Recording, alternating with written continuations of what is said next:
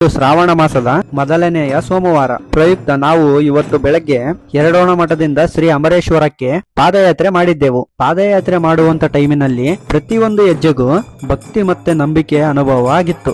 ದಾರಿ ಉದ್ದಕ್ಕೂ ಓಂ ನಮಃ ಶಿವಾಯ ಎಂಬ ನಾಮಸ್ಮರಣೆ ಮನಸ್ಸಿಗೆ ಅಪಾರ ನೆಮ್ಮದಿ ಸಿಕ್ಕಿತು. ಪ್ರತಿ ವರ್ಷದಂತೆ ಈ ವರ್ಷ ಕೂಡ ಭಕ್ತಾದಿಗಳು ಹೆಚ್ಚಿನ ಸಂಖ್ಯೆಯಲ್ಲಿ ಭಾಗಿಯಾಗಿದ್ರು. ಮಠದಿಂದ ಪ್ರಾರಂಭ ಆಗಿದ್ದ ಡೊಳ್ಳಿನ ಶಬ್ದ, ಹಾಗೆ ಈ ಆಟೋದಲ್ಲಿ ಮುಂದೆ ಹೋಗ್ತಿರೋಂತ ಈ ಭಜನಾ ಮಂಡಲದವರಾಗಿರಬಹುದು, ಎಷ್ಟು ವೈಭವ ಇತ್ತಂತ ತಿಳಿದ್ರ ಚಿಕ್ಕ ಮಕ್ಕಳಾಗಿರಬಹುದು, ಎಲ್ಲ ಊರಿನ ತಾಯಂದಿರಾಗಿರಬಹುದು, ಹಾಗೆ ನನ್ನ ಗುರು ಹಿರಿಯರು ಆಗಿರುವಂತವರಿಗೆ ಮಾರ್ಗದರ್ಶನ ಆಗಿತ್ತು. ಇನ್ನೇನ್ ಅಮರೇಶ್ವರ ಎಂಟ್ರಿಯಲ್ಲಿ ಬಂದ ತಕ್ಷಣನೇ ಈ ಊರಿನ ಹಿರಿಯರಾದಂತವರು ಅಪ್ಪಾಜಿ ತಾತನವರಿಗೆ ಸ್ವಾಗತ ಕೋರುತ್ತಿದ್ದರು.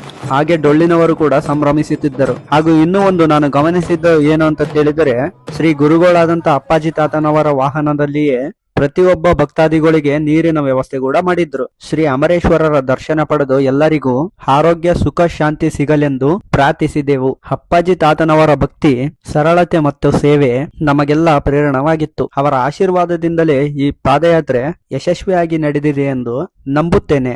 ಎಲ್ಲ ಭಕ್ತಾದಿಗಳು ಎಷ್ಟು ಸರಳತೆಯಿಂದ ಈ ಕಾರ್ಯಕ್ರಮವನ್ನು ನಡೆಸುತ್ತಿದ್ದರು ಅಂತ ತಿಳಿದರೆ ನನಗೆ ಮನಸ್ಸಿಗೆ ಬಹಳ ಸಂತೋಷವಾಯಿತು. ಅಮರೇಶ್ವರದಲ್ಲಿ ಅಪ್ಪಾಜಿ ತಾತನವರು ಬರುವುದನ್ನು ಕಂಡು ಹೂವಿನಿಂದ ಅಲಂಕರಿಸುತ್ತಿದ್ದರು. ಗರ್ಭಗುಡಿ ಹತ್ತಿರ ಬರುತ್ತಿದ್ದಂತೆ ಎಲ್ಲ ಭಕ್ತಾದಿಗಳು ಅಪ್ಪಾಜಿ ತಾತನವರಿಗೆ ಹೂವದಿಂದ ಸ್ವಾಗತ ಮಾಡುತ್ತಿದ್ದರು. ಅಪ್ಪಾಜಿ ತಾತನವರು ಗರ್ಭಗುಡಿಗೆ ಹೋದ ತಕ್ಷಣ ಬಹಳ ಭಕ್ತಿಯಿಂದ ಕಾದಿದ್ದರು. ಇಲ್ಲೇನ್ ಮುಂದೆ ಬಸವಣ್ಣ ಕಾಣಿಸ್ತದಲ್ಲ, ಇದ್ರ ಬಾಯಿಂದ ನೀರ್ ಬರಕತ್ತಿದ್ವು. ತೀರ್ಥ ಅಂತ ಹೇಳಿ ಎಲ್ಲರೂ ಸ್ವೀಕರಿಸಿದರು. ಹಾಗೆ ಕೊನೆಯಲ್ಲಿ ಪ್ರಸಾದ ಕೂಡ ಇತ್ತು. ಕೊನೆಯಲ್ಲಿ ಇಂತಹ ಪವಿತ್ರ ಯಾತ್ರೆಯಲ್ಲಿ ಭಾಗಿಯಾಗುವುದು ನನ್ನ ಜೀವನದ ವಿಶೇಷ ಅನುಭವ.